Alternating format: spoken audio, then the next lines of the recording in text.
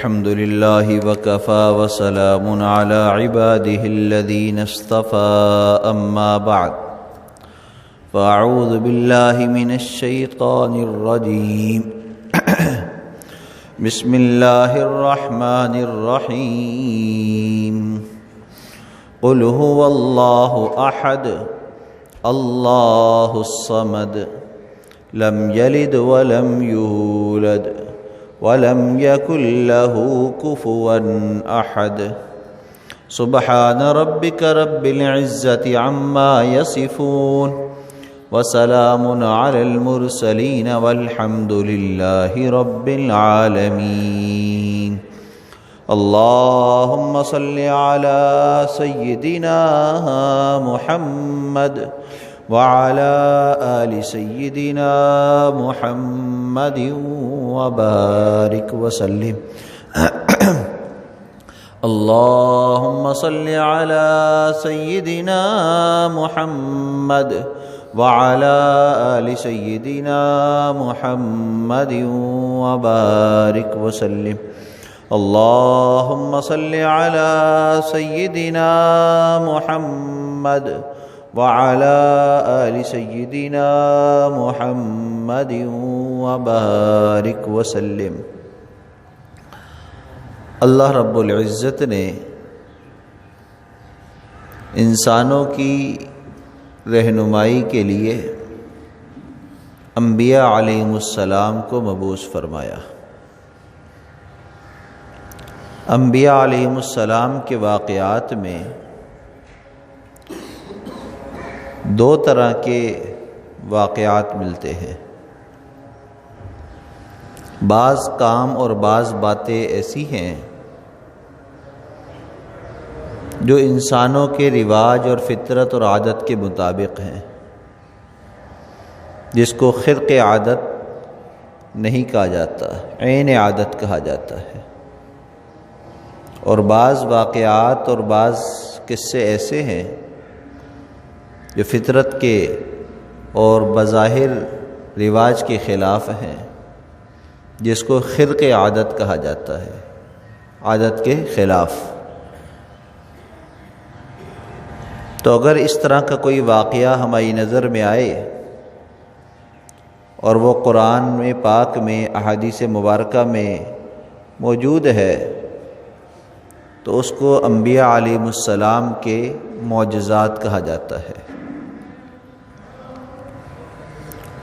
اور اگر کوئی نبی تو نہ ہو لیکن نبی کا متبع ہو، صحابی ہو، صحابہ کرام کے متبعین، اولیاء اللہ، نیک لوگ ہوں جن کو قرآن پاک میں اللہ کا دوست، اللہ کا ولی کہا گیا ہے، تو اگر ایسے نیک لوگوں سے کوئی ایسی بات سننے کو ملے یا ان کو کوئی ایسا عمل مل جائے، ایسا واقعہ ان کی زندگی میں ہمیں دکھ جائے کہ جو عادت کے خلاف ہے، خرق عادت ہے، تو اس کو کرامت کہا جاتا ہے، کرامات اولیاء۔ اور بعض لوگ ایسے ہوتے ہیں جو بظاہر مسلمان تو ہوتے ہیں لیکن بدعمل ہوتے ہیں، نماز بھی نہیں پڑھ رہے، قرآن سے بھی ان کو کوئی لگاؤ نہیں ہے، کوئی اچھے کام کرتے ہوئے دکھتے نہیں ہیں۔ یا اسی طرح بعض ایسے لوگ ہوتے ہیں جو مسلمان ہی نہیں ہیں، غیر مسلم ہیں، ہندو ہے، کوئی بت پرست ہے، کوئی آتش پرست ہے۔ تو اس طرح کے لوگوں سے اگر کوئی ایسا واقعہ رونما ہو جو عادت کے خلاف ہو، عام فطرت کے خلاف ہو، تو اس کو استدراج کہا جاتا ہے، اس کو استدراج کہا جاتا ہے۔ ہمارے ہاں عام طور پر لوگ اس میں فرق نہیں کر پاتے، جو بھی خرق عادت بات ہمیں نظر آتی ہے ہم کہتے ہیں فلاں کی کرامت ہے، فلاں کی کرامت ہے، وہ کرامت نہیں ہے، اس کو استدراج کہا جاتا ہے۔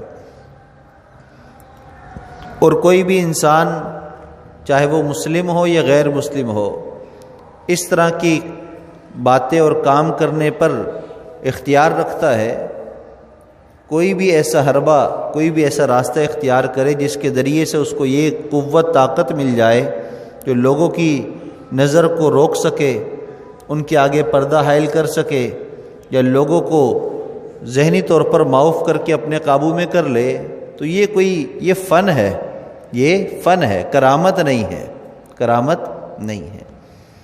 کرامت تو غیر ارادی طور پر ظاہر ہونے والی چیز ہوتی ہے، یا ارادہ ہو تو اللہ کے حکم سے ہو، اللہ کے حکم سے ہو، یا اللہ اس چیز کو ظاہر فرما دیں خود بخود، تو وہ کرامت ہے، اور اس کے لیے نیک ہونا شرط ہے، اس کے لیے نیک ہونا شرط ہے۔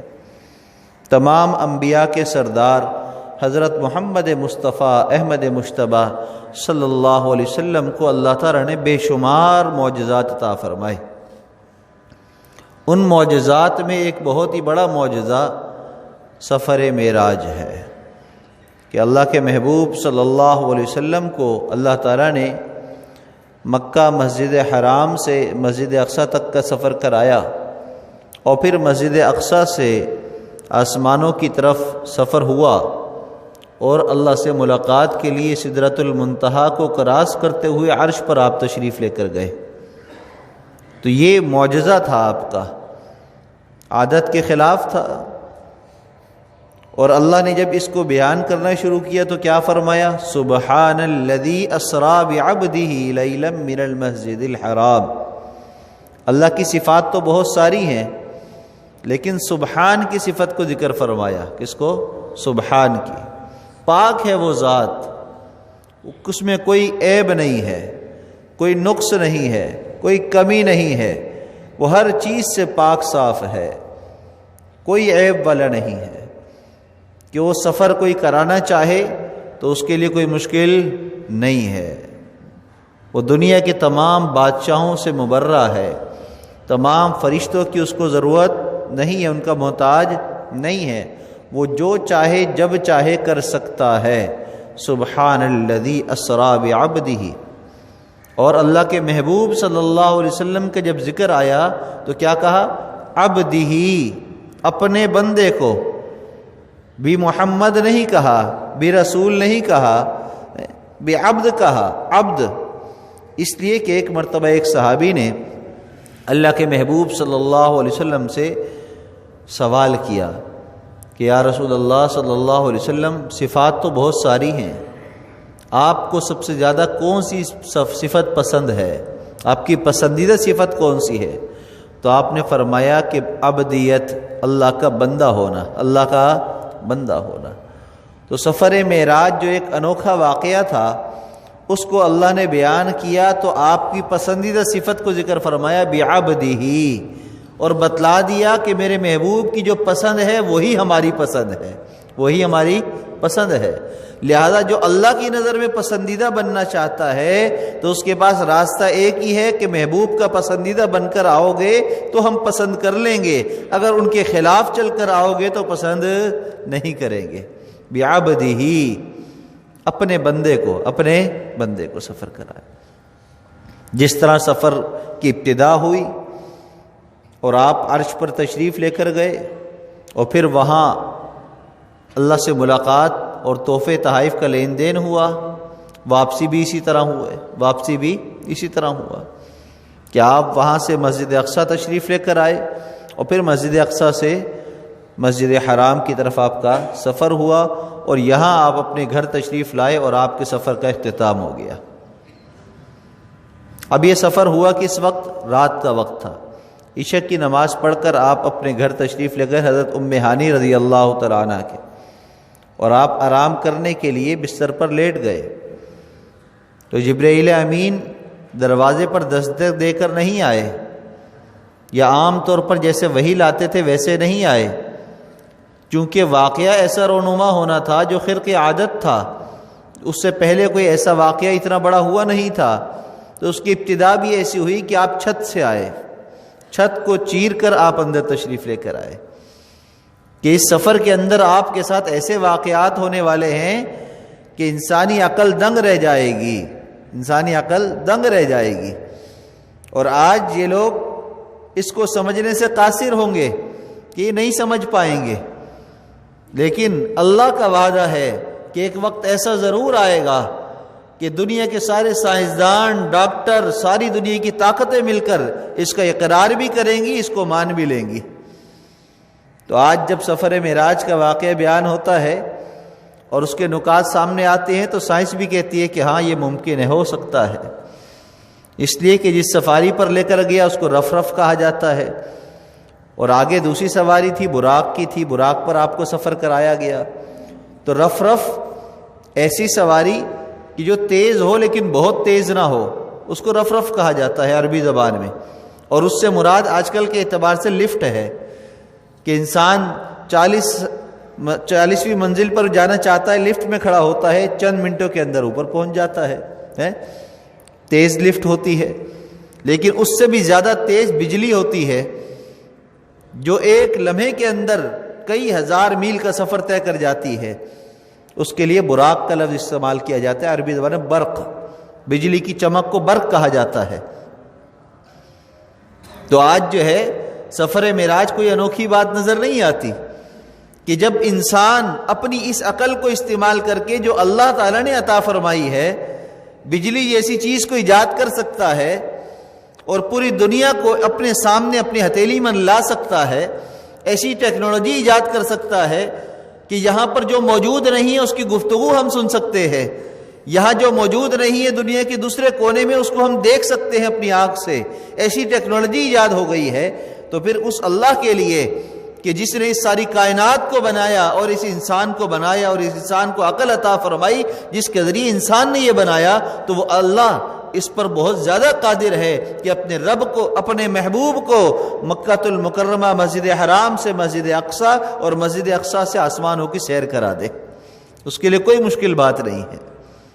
آج عقل بھی اس بات کو تسلیم کرتی ہے، لیکن قربان جائیے، اللہ کے محبوب صلی اللہ علیہ وسلم نے فرمایا کہ ایمان تو یہ ہے کہ تمہاری عقل میں آئے نہ آئے تم اس کو مان لو، عقل میں آئے یا نہ آئے، تسلیم کرے نہ کرے اس کو مان لو، ایمان لے آؤ۔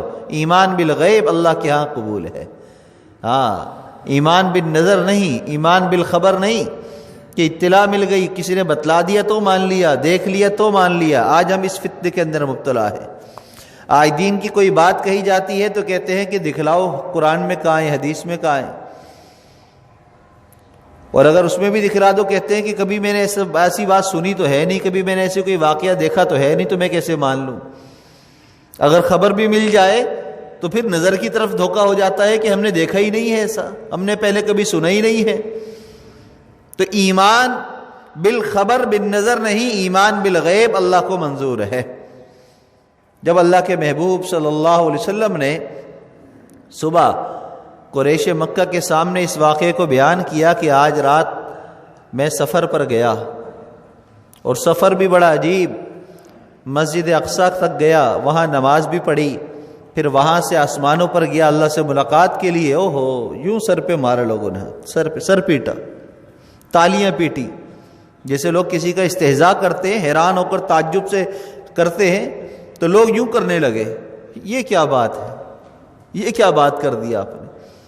آج تک تو ہم آپ پر آنے والی وحی کو تسلیم نہیں کر رہے، آپ پر آنے والی خبروں کو ہم تسلیم نہیں کر رہے، آپ تو ایک انوکھی بات کر رہے ہیں جو عقل ہی نہیں مانتی ہے، جو عقل ہی نہیں مانتی ہے۔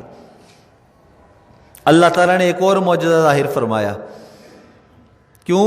اس لیے کہ لوگوں کے اندر ایسے بڑے ہوشیار لوگ ہوتے ہیں جو پھر اس کی تحقیق میں بھی لگ جاتے ہیں۔ تو فوراً ایک بندے نے سوال کیا کہ اچھا آپ وہاں گئے تھے، ذرا بتلائیں تو صحیح، مسجد اقصی بیت المقدس ہے کیسا؟ وہ مسجد کیسی بنی ہوئی ہے؟ کھڑکیاں دروازے کیسے ہیں؟ کیسی بناوٹ ہے؟ اس لیے کہ جو لوگ جا چکے تھے وہ تو دیکھ کر آ چکے تھے، تو فوراً نشانیاں معلوم کرنے لگے۔ اللہ تعالیٰ نے اپنے محبوب صلی اللہ علیہ وسلم کے معجزے کو ظاہر فرمایا کہ وہ مسجد اقصی جہاں پر آپ نے رات کو نماز پڑھائی تھی آپ کی نظروں کے سامنے کر دی، جو آپ کو یوں دکھ رہی تھی جیسے آپ کے سامنے یہ مسجد کے دروازے ہیں، مسجد میں آپ کھڑے ہیں، اور وہ جو سوال کرتے چلے جاتے تھے آپ اس کا جواب دیتے چلے جاتے تھے۔ وہ اللہ جو ایک رات کے چند لمحوں کے اندر آسمانوں کی سیر کرا لے، اس کے لیے مسجد اقصی کو مسجد حرام میں آپ کے سامنے دکھلانا کیا مشکل بات ہے، کیا بعید بات ہے۔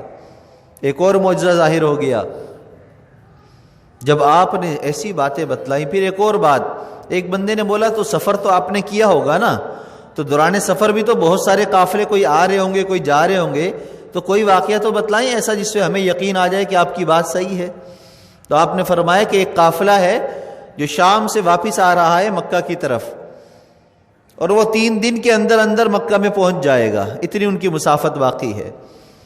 اور ان کے ساتھ یہ ہوا، جب میں وہاں سے گزرا تو میں نے دیکھا کہ ان کا ایک اونٹ جو ہے وہ گم ہو گیا تھا، لیکن پھر انہوں نے تلاش کیا تو ان کو وہ اونٹ مل گیا۔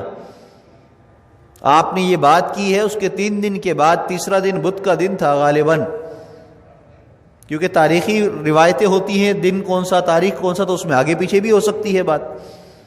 تو بعض نے کہا کہ بدھ کا دن تھا۔ اب تیسرے دن کا سب کو انتظار ہوا کہ چلو آج تو تالیاں پیٹ لی، تیسرے دن اگر ان کی بات سچی ہو گئی تو ہو سکتا ہے کہ پھر یہ گئے ہوں۔ اب انتظار کرنے لگے کہ تیسرے دن دیکھو کیا ہوتا ہے۔ اور ابو جہل جو ہے یہ واقعہ سن کر اٹھا، اپنے کپڑے جھاڑتا ہوا، کیسی باتیں کرتے ہیں، اور وہ جو ہے وہ چلا آگے جایا تو راستے میں ابو بکر صدیق رضی اللہ تعالیٰ عنہ سے ملاقات ہو گئی۔ ابو بکر، عجیب بات ہو گئی، کیا ہوا؟ آپ تو بڑے سمجھدار ہو، بڑے عقل مند ہو، ہیں آپ اس کو محمد کو اپنا دوست کہتے ہو صلی اللہ علیہ وسلم؟ کہا کہ ہاں۔ کہا کہ اگر کوئی شخص یوں کہے کہ میں ایک ہی رات مسجد اقصیٰ گیا، اتنا لمبا سفر جو اس زمانے میں سواریوں پر سفر کیا جاتا تو 2 سے 2.5 مہینے لگ جایا کرتے، اتنا لمبا سفر وہ کر آ گیا۔ کہا کہ نہیں، ممکن تو نہیں ہے۔ جب تصدیق کروا لی کہ ہاں ممکن نہیں ہے یہ بات، کہا کہ آپ کے دوست نے ہی یہ کہا ہے آج، اور وہ کہتا ہے کہ میں گیا تھا، اور پھر وہاں نہیں بلکہ وہ تو اللہ سے ملاقات کر کے آئے ہیں، وہ تو یہ بات کا دعویٰ کر رہے ہیں۔ تو صدیق اکبر رضی اللہ تعالیٰ نے فرمایا کہ اگر آپ نے یہ کہا ہے تو آپ نے سچ کہا ہے۔ اسی بنا پر اللہ کے محبوب صلی اللہ علیہ وسلم نے فرمایا کہ ابو بکر کے ہونے کے ساتھ صدیق اکبر ہے۔ یہ وہ ہے کہ جس نے ہر لمحے پر، ہر موقع پر، بغیر کسی ہچکچاہٹ کے، بغیر کسی لمحے انتظار کیے میری ہر بات کی اس نے حامی بھری ہے، تصدیق کی ہے۔ یہ صدیق اکبر ہے۔ تو آج ہم کہتے ہیں معاشق ہیں، ہم صدیق اکبر رضی اللہ تعالیٰ عنہ کے پیروکار ہیں، آپ سے ہمیں محبت ہے، ہمیں صحابہ سے محبت ہے، ہمیں حضرت عمر فاروق سے محبت ہے، عثمان غنی رضی اللہ عنہ کو ہم اپنا خلیفہ سوم مانتے ہیں، علی المرتضی حیدر کرار کو ہم خلیفہ چہارم مانتے ہیں، ہمیں ان سے محبت ہے، وہ خاتون جنت کے شوہر ہیں، ہم فضائل بیان کرتے ہیں، بڑی بڑی باتیں کرتے ہیں، لیکن کبھی ہم نے سوچا کہ ان کے طرز پر کبھی ہمارا کوئی ایک عمل تو ایسا ہو جو ان کی طرح بھی تو ہو، کہ ہم کوئی دین کی بات سنیں، ہمیں بتلایا جائے کہ یہ عمل سنت ہے، یہ فلاں صحابہ سے ثابت ہے، صحابہ کرام نے یوں بیان کیا ہے، بس ہم ٹھان لیں کہ بس آج کے بعد یہ سنت مجھے نہیں چھوڑنی، میں صحابہ سے محبت اور عشق کا دعوے دار ہوں، لیکن میں اس کو اظہار بھی کروں گا اپنے عمل کے ذریعے، میں عمل بھی سنت کے مطابق اختیار کروں گا۔ کبھی ہم نے یہ عزم کیا؟ کبھی ہماری یہ سوچ آئی؟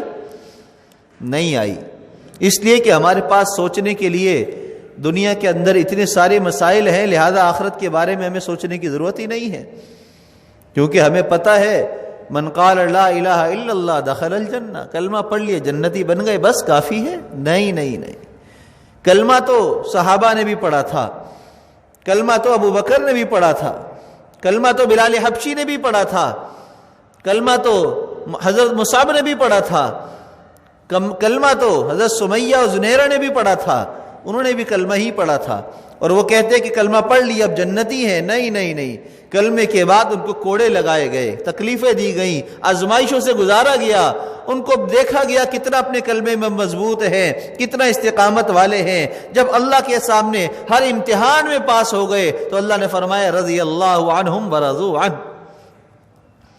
قیامت کے دن جب اللہ کے سامنے پیش ہوں گے تو اللہ ان سے راضی ہے، یہ بھی اللہ سے راضی ہو جائیں گے، تو بھئی اپنے ایمان کو ہمیں ایسا بنانا ہے کہ ہمیں کم از کم ہمارا دل اور ضمیر تو اس بات پر مطمئن ہو کہ ہاں میں جو نماز پڑھ رہا ہوں وہ نمازی ہے. میرا ضمیر تو ملامت نہ مجھے کرے. میں کوئی چیز کھانے جاتا ہوں, کپڑا خریدنے جاتا ہوں, کوئی بازار جاتا ہوں, کوئی کاروبار کرتا ہوں, تو میں کب مطمئن ہوتا ہوں؟ جب میرا دل مان جاتا ہے. تو بھئی یہ کھانے میں سے ہیک آ رہی ہے, دل نہیں مان رہا, نہیں کھاتے. ہاں اس جگہ کا کھانا بہت اچھا ہے, اعلیٰ کوالٹی ہے, ریٹ جو بھی ہے, چیز اچھی ہے, دل کو لگی ہے, کوئی بات نہیں, ہزاروں روپے خرچ کر دیں گے. بھئی یہ کپڑا آپ لے لیں, نہیں مجھے اس سے اعلیٰ کپڑا چاہیے, اچھا چاہیے, معیار مجھے میرا اعلیٰ ہے, مجھے اچھا معیاری چاہیے, جو میری نظر کو بھی بھا لے, میرے دل کو بھی بھا لے, مجھے وہ چیز چاہیے. ہر کام کے اندر ہم اپنا معیار ڈھونڈتے ہیں, اپنے معیار کے مطابق اس کو انجام دیتے ہیں. کاش کہ ایسا ہو کہ آج کا مسلمان نماز پڑھتے ہوئے بھی اپنے معیار کو دیکھے, قرآن کی تلاوت کرتے ہوئے بھی اپنے معیار کو دیکھے, اللہ اور اس کے رسول کا نام لیتے ہوئے بھی اپنے معیار کو دیکھے. داڑھی کاٹ دی سنت ہی تو ہے, لیکن درود و سلام تو ایسے عشق میں جھوم جھوم کر پڑھیں گے, وہاں سلام پڑھتے ہوئے سنت نظر یاد نہیں آتی ہے. نماز جمعہ اتنی جلدی پڑھی کہ سنت موقدہ ہی چھوڑ دی, صرف فرض پڑھ کر بیٹھ گئے. لیکن درود شریف کی تسبیح گھماتے ہوئے, نعت خوانی کرتے ہوئے, میں یہ نہیں کہتا ناجائز اور حرام ہے, کریں, سب کچھ کریں, اپنا معیار تو بنائیں نا, اپنے عشق کا معیار تو بنائیں. عشق کا معیار یہاں سے شروع ہونا ہے, عبادت سے شروع ہونا ہے, سجدے سے شروع ہونا ہے, نماز سے شروع ہونا ہے. نماز میں لباس سنت والا نہیں, چہرہ سنت والا نہیں, ہمارے آنے کا اسٹائل سنت والا نہیں. اس لیے کہ جب ہم داخل ہوتے ہیں تو دایاں پاؤں اندر آیا یا بایاں ہمیں نہیں پتا, سنت پہ عمل ہی نہیں کیا. چپل اتاری, مٹی کسی چپل پر چلی گئی, پتہ ہی نہیں ہے, ترتیب سے اتاری کہ نہیں پتہ ہی نہیں ہے, ساری سنتیں چھوڑ کر آ گئے. اور یہاں آ کر پھر ہم عشق کا دعویٰ اور سنت کی بات کریں تو ہمیں لائق نہیں ہے یہ بات کہ ہم ایسی باتیں کریں. ہاں جس طرح دنیا کے ہر کام کے اندر اپنے معیار کو دیکھتے ہیں, 50,000 انکم ہے تو ہم اس کو 1,00,000 تک پہنچانے کی صبح شام محنت کرتے ہیں. کاش کہ ایسا ہو کہ میری نماز جو 4 رکعت والی نماز 5 منٹ میں پڑھتا ہوں وہ 8 منٹ میں بھی آ جائے, وہ 10 منٹ میں بھی آ جائے. ہاں نفل اور سنت پڑھتے ہوئے میں اتنا خشوع خضوع دکھاؤں کہ میں تھک جاؤں لیکن نماز میری پوری نہ ہو. اللہ کے محبوب صلی اللہ علیہ وسلم جو معصوم تھے, محفوظ تھے, خطاکاروں سے, سب چیزوں سے پاک تھے, آپ جب نفل نماز پڑھا کرتے تھے تو حضرت عائشہ صدیقہ رضی اللہ تعالیٰ عنہ فرماتی ہیں قیام کی وجہ سے آپ کے پاؤں مبارک پر ورم آ جایا کرتا تھا.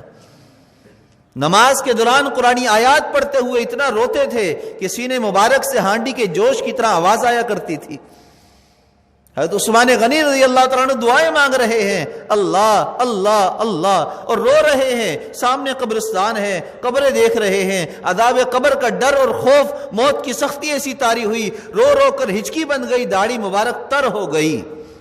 داڑھی کب تر ہوتی ہے؟ یوں ہاتھ گیلا لگا لے تر ہوتی ہے؟ نہیں ہوتی, اچھا خاصا پانی لگانا پڑتا ہے تب تر ہوتی ہے. تو کتنا روئے ہوں گے اللہ کے ڈر اور خوف کی وجہ سے, موت کی سختی کو یاد کر کے کتنا زیادہ روئے ہوں گے کہ داڑھی مبارک ان کی تر ہو گئی. اور آج ہم کہتے ہیں ہم نے بہت دعا مانگی, پتہ نہیں دعائیں قبول نہیں ہو رہی. ارے بتلاؤ تو صحیح, 6 مہینے, سال, 2 سال, 30 سال, 50 سال جو آپ کی زندگی گزر گئی ہے بالغ ہونے کے بعد سے اب تک, کون سی ایسی دعا مانگی ہے جس میں داڑھی آپ کی تر ہو گئی ہو؟ کوئی دعا مانگی ہے ایسی؟ چلو داڑھی تر نہیں ہوئی, چہرہ ہی بھر گیا ہو آنسوؤں سے, آنکھیں ہی بھر گئی ہوں رو رو کر, کوئی تو ایسی دعا یاد ہوگی؟ نہیں یاد, اس لیے کہ مانگی ہی نہیں ہے. رمضان میں کہیں بیان میں چلے گئے, کہیں دعا میں چلے گئے, مانگ لی, ورنہ انفرادی دعائیں تو ہم مانگتے ہی نہیں ہیں. اور اعتراض یہ کرتے ہیں اجتماعی دعائیں سنت تھوڑی ہیں. ارے سنت کیا ہے کیا نہیں ہے فیصلہ ہم کرنے بیٹھ گئے ہیں. سنت سے محبت کا ہم مظاہرہ تو کر لیں, ہم سنتوں پر آ تو جائیں, پھر ہم یہ دعوے بھی کر لیں کہ کیا سنت ہے کیا نہیں ہے. ہم اپنے آپ کو ویسا تو بنائیں, 100% نہیں, 100% نہیں, 10%. کتنا؟ 10%. لیکن اگر 10% بھی نہ ہو سکے, میں یہ کہتا ہوں کہ اگر 1% بھی بن گیا تو انشاءاللہ اللہ قبول ضرور کر لیں گے. جب ہم کچھ نہیں ہیں, ہم گناہگار ہیں, سیاکار ہیں, خطاکار ہیں, تو اللہ نے ہمیں توفیق دی ہے, مسجد میں بیٹھے ہیں, اللہ نے ہمیں کھانا دیا ہے, ہم کھا کر آئے ہیں, اللہ ہمیں توفیق دیتے ہیں، میٹھی میٹھی نیند ہم سو جاتے ہیں، گھر ہمارا قائم ہے. جب سب گناہ کرتے ہوئے یہ سب قائم ہے تو اگر 1% بھی عمل کر لیں گے تو انشاءاللہ اللہ اس میں بھی برکت عطا فرما دیں گے، اللہ اس میں بھی قبول کر لیں گے.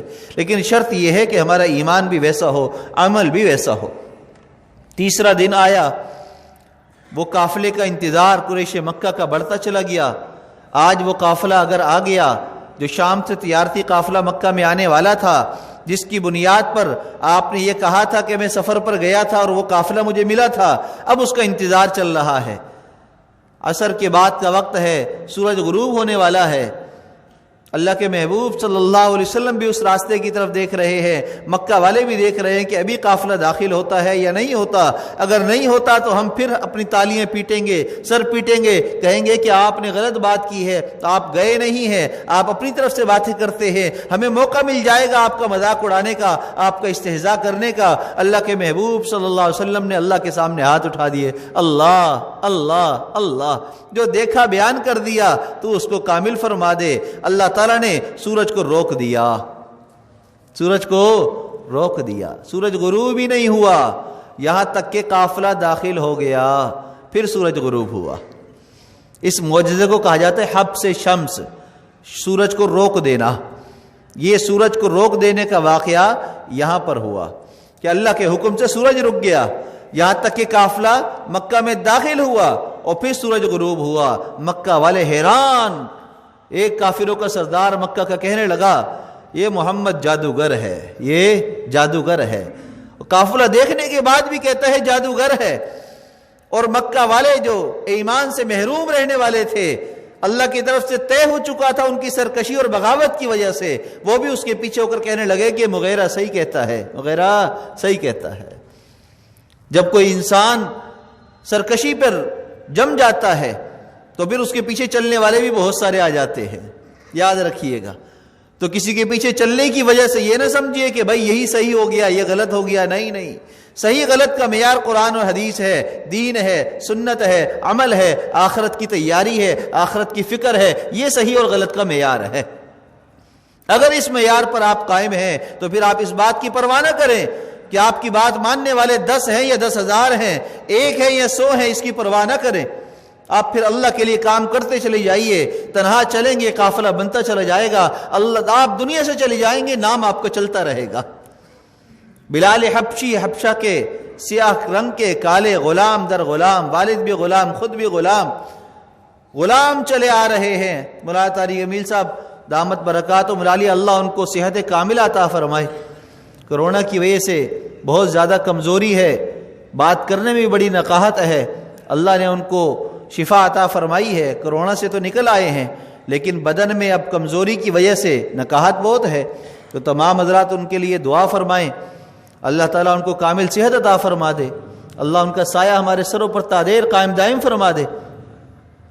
تو ایک دفعہ فرمانے لگے کہ میں نے بلال حبشی کی ہسٹری بہت کھنگالی، بہت کتابیں پڑھی تاریخ کی، کہ کہیں تو ان کے بارے میں مل جائے کہ ان کا پیچھے بیک گراؤنڈ کیا ہے، کہاں سے ان کے باپ کو دادا کون تھے. کہتے ہیں والد کے علاوہ مجھے کوئی ملا ہی نہیں، پیچھے کوئی ہسٹری نہیں ملی. یعنی وہ شخص کہ جو غلام در غلام چلا آ رہا ہے، جس کی ہسٹری تاریخ کے اندر محفوظ ہی نہیں ہے، لیکن جب وہ اللہ کے محبوب صلی اللہ علیہ وسلم کی غلامی میں آتا ہے، آج ہم کہتے ہیں مؤذن رسول بلال حبشی رضی اللہ تعالیٰ عنہ. اور وہ جو اپنے آپ کو ابو الحکم کہتا ہے اور کہتا ہے میں فیصلوں کا باپ ہوں، میں عقل مند ہوں، میری مان کر چلو گے تو کامیاب ہوگے ورنہ کامیاب نہیں ہوگے. اللہ کے محبوب صلی اللہ علیہ وسلم کی نہ مانی تو اللہ کے محبوب نے فرمائی یہ سب سے بڑا ابو جہل ہے، یہ جاہلوں کا باپ ہے، فیصلوں کا باپ نے عقل مند نہیں، یہ جاہل ہے سب سے بڑا. تو جو انسان سیدھے راستے پر چلے گا تو اس کو گھبرانا نہیں چاہیے. ہم بلال حبشی کے غلام ہیں، ہم صدیق اکبر کے غلام ہیں، ہم محبوب صلی اللہ علیہ وسلم کے امتی ہیں. انشاءاللہ صحیح راستے پر چلیں گے تو رہتی دنیا تک ہمارا نام بھی رہے گا. نام رہے نہ رہے، کام رہنا چاہیے. اور کام کیا ہے ہمارا؟ کہ ہم خود بھی سنت پر عمل کریں اور سب کو سنتوں پر لگاتے چلے جائیں، اور ایسا قافلہ تیار کرتے چلے جائیں کہ ہر ایک کی زبان پر ایک ہی بات ہو، مجھے قرآن کی آیت نہ بتلائیے، حدیث نہ بتلائیے، مجھے تو سنت بتلا دیجئے. ہاں، مسئلہ معلوم کرنے کا ڈھنگ سیکھ لیجئے. ہم کسی عالم کے پاس جاتے ہیں، ہم یہ نہ کہیں کہ ہمیں قرآن کی آیت بتلائیے۔ ہم کون ہوتے ہیں ڈاکٹر کے پاس جا کر اس کی ڈاکٹری نسخہ معلوم کرنے کا کہ آپ نے نسخہ کہاں سے ہمیں بیان کیا ہے، کہاں سے دوائی لکھ کر دی ہے؟ یہ نہیں ہم کرتے۔ تو ہم مولوی صاحب کے پاس جا کر آیتیں اور حدیثیں نہ مانگے۔ ہاں اگر آپ عالم ہیں، عالم بن رہے ہیں، اپنی تحقیق کے لیے مانگ رہے ہیں تو کوئی بات نہیں، لیکن مسئلہ معلوم کرنے کا سنت طریقہ کیا ہے کہ آپ ہمیں سنت بتلا دیجئے، آپ ہماری رہنمائی کر دیجئے کہ شریعت ہمیں کیا کہتی ہے اس معاملے میں، بس یہ کافی ہے۔ اب جو عالم کی طرف سے، مفتیان کی طرف سے ہمیں بات مل جائے وہی پہلی اور آخری بات ہے، اس کے بعد میری اپنی کوئی مرضی، کوئی رائے نہیں ہے۔ جب اس طریقے سے ہم اپنے آپ کو، زندگی کو گزاریں گے، چلیں گے تو انشاءاللہ تعالی اللہ ہمیں بھی قبول فرمائیں گے اور ہماری نسلوں کو بھی دین پر قائم دائم فرمائیں گے۔ اللہ کے محبوب صلی اللہ علیہ وسلم اللہ تعالیٰ سے ملاقات کے لیے گئے، جس کو سفر معراج کہا جاتا ہے۔ اس سفر معراج کے اندر بڑے بے شمار معجزات اللہ نے دکھائے، بڑی بڑی جو ہے وہاں پر خزانے اپنے دکھائے، بڑی حکمتیں اس کے اندر چھپی ہوئی ہیں۔ علماء فرماتے ہیں کہ دنیا والے یہ نہ کہیں کہ یہ تو آپ کا محبوب ہے اور ہم کلامی تو آپ موسیٰ سے کیا کرتے تھے اور یہ محبوب ہے اس سے آپ ہم کلامی نہیں کرتے۔ موسیٰ کو کلیم اللہ کہا اور اللہ کے محبوب، اور آپ محمد رسول اللہ کو محبوب کہا، محبوب خدا کہا کہ اس سے ہم کلامی کیوں نہیں کی؟ اللہ نے فرمایا کہ یاد رکھو جب ہمیں اپنے محبوب سے ہم کلامی کرنی ہوئی تو ہم نے اس کو اپنے پاس عرش پر بلا لیا اور ہم نے براہ راست ملاقات کی، اس سے گفتگو کی۔ مسجد اقصیٰ کیوں لے جایا گیا؟ تمام انبیاء علیہ السلام کی امامت کے لیے کھڑا کر کر یہ بتلا دیا گیا کہ یہ امام کل ہیں۔ ہاں یہ امام کل ہیں، یہ صرف قیامت تک آنے والے انسانوں کے نبی نہیں، ساری کائنات، ساری انسانیت کے لیے امام بنا کر بھیجے گئے ہیں، سب کے سردار ہیں، سب سے اعلیٰ ہیں، سب سے افضل ہیں، سب کے رہبر رہنما یہی ہے۔ عرش پر بیت المعمور ہے اور وہاں پر فرشتے طواف کر رہے ہیں، کوئی رکوع میں ہے، کوئی سجود میں ہے، کوئی کسی عبادت میں لگا ہوا ہے۔ سنتے تھے، تذکرے سنتے تھے، جبرائیل جا رہے ہیں، آ رہے ہیں، انبیاء کے پاس وحی لے کے جا رہے ہیں، لے کر آ رہے ہیں، نیک لوگوں کی اعمال آ رہے ہیں۔ پتہ چلا اللہ کے محبوب صلی اللہ علیہ وسلم دنیا میں مبعوث ہو گئے، دل میں خواہش تھی کہ کاش ہم بھی دیکھ لیں۔ اللہ نے اپنے محبوب کو عرش پر بلایا، محبوب آئیے تاکہ میرے فرشتے بھی آپ کا دیدار کر لیں، آپ کی زیارت کر لیں۔ بڑی حکمتیں اس سفر کے اندر ہیں، اللہ نے اس سفر کے اندر بہت بڑی بڑی حکمتیں عطا فرمائی ہیں، بڑے بڑے تحفے عطا فرمائے ہیں، لیکن سب سے بڑا تحفہ ایک ہی تحفہ تھا، وہ نماز کا تھا۔ کس کا تھا؟ نماز کا تھا۔ کفار کا غلبہ، سرداری میں ہے مکہ کے اندر، اور کہتے ہیں کہ مال چاہیے تو ہم مال دیتے ہیں، شادی کرنی ہے کسی لڑکی سے تو ہم کراتے ہیں، گھر چاہیے تو ہم بنا کر دیتے ہیں، آفر کی، دنیا کے مال و متاع کی، دنیا کے بنگلوں کی۔ اللہ نے فرمایا میرے محبوب آپ آ جائیے ملاقات کے لیے، ہم آپ کو ان خزانوں کی سیر کرائیں گے، ان محلات کا دیدار کرائیں گے کہ دنیا کی سارے محلات، دنیا کے خزانے آپ کو ہیچ معلوم ہوں گے۔ آ جائیے، آ جائیے، آ جائیے۔ آپ کو بلایا، کہا کہ آپ کو یہ مال کے ذریعے خریدنا چاہتے ہیں، آپ کو اپنے عہدے مرتبے دکھاتے ہیں، آپ کا مرتبہ ہم نے اتنا بلند کر دیا کہ اب آپ سے اونچا کوئی ہو ہی نہیں سکتا ہے۔ ایک واحد فرشتہ جبرائیل امین جو کہا کرتے تھے کہ میں وہی لے کر آتا ہوں، میں اوپر جاتا ہوں، وہ بھی سدرۃ المنتہا پر جا کر رک جاتے تھے۔ اللہ کے محبوب صلی اللہ علیہ وسلم اس سے بھی آگے چلے گئے، کہا کہ آپ سب سے اعلیٰ ہیں، سب سے آگے ہیں، سب سے اوپر آپ ہیں، آپ جا کر کفار مکہ کو بتلا دیجئے تمہارے مال کی مجھے ضرورت نہیں، تمہارے عہدوں کی مجھے ضرورت نہیں، اگر ایک ہاتھ پر سورج دوسرے پر چاند بھی رکھ دو گے تو بھی میری دعوت ایک ہی ہے، لا الہ الا اللہ، کلمہ پڑھ لو کامیاب ہو جاؤ گے۔ آج وہی دعوت ہماری بھی ہونی چاہیے، ہم کلمے والے بن جائیں، ہم کامیاب ہو جائیں گے۔ کفار کو کیا پیغام؟ کلمہ پڑھ لو کامیاب ہو جاؤ گے۔ مسلمانوں کے لیے پیغام کہ کلمے والے بن جاؤ کامیاب ہو جاؤ گے۔ ہم اللہ کو مانتے ہیں، اللہ کی ماننے لگ جائیں کامیاب ہو جائیں گے۔ ہم محمد صلی اللہ علیہ وسلم کو اپنا نبی مانتے ہیں، آپ کی ماننے لگ جائیں کامیاب ہو جائیں گے۔ یہی ہمارا پیغام ہے، یہی آخری دم تک ہمارا پیغام رہنا چاہیے، چاہے وہ کسی بھی طرز میں ہو، خانقاہوں کی صورت میں ہو، دعوت و تبلیغ کی نظر میں ہو، مدارس مکاتب کو قائم کرنے کی صورت میں ہو، لوگوں کے اندر فلاح بہبود کے کام کرنے کی صورت میں ہو۔ صحابہ کرام کے تمام راستے اختیار کر کر آپ اس منزل تک پہنچ سکتے ہیں، لیکن سب سے بہترین راستہ یہی ہے کہ تم لوگوں کو بھلائی کی طرف بلاؤ، نیکی کی دعوت دعوت دو، برائی سے ان کو روکو۔ اللہ ہم سب کو اس کام کے لیے قبول فرمائے، اور اللہ ہمیں اپنے عمل پر استقامت کی دولت نصیب فرمائے، اور اللہ اس استقامت کی برکت سے ہماری نسلوں کو بھی دین پر قائم فرما کر دجال کی فتنوں سے محفوظ